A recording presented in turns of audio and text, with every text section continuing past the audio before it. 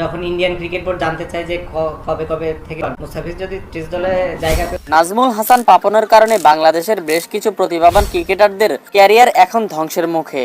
হঠাৎ লাইভে এসে বিসিবিকে উদ্দেশ্য করে একই বললেন সাকিব আল হাসান। বিস্তারিত জানতে না টেনে সম্পূর্ণ ভিডিওটি দেখুন। দর্শক, বিসিবির দুর্নীতি এটা নতুন কিছু নয়। একজন ট্যালেন্টেড খেলোয়াড়কে কিভাবে নিচে নামানো যায়, সবসময় এমন কিছু করতে বেশ পারদর্শী তারা। যেমন 2024 সালে বাংলাদেশ ক্রিকেটের সবচেয়ে ট্যালেন্টেড খেলোয়াড় মোস্তাফিজুর রহমান।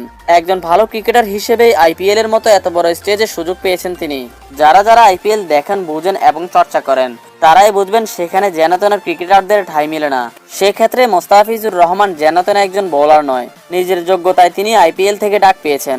আর সেই যোগ্য খেলোয়াড় মোস্তাফিজুর রহমান যখন চেন্নাই সুপার কিংসের হয়ে দারুণ ছন্দে ছিলেন, ঠিক তখনই বিসিবি তাকে টেনে মাটিতে নামালেন। জিম্বাবুয়ে সিরিজের বাহানা দিয়ে আইপিএল এর মধ্যপথ থেকে মোস্তাফিজুর রহমানকে বাংলাদেশে নিয়ে আসে বিসিবি।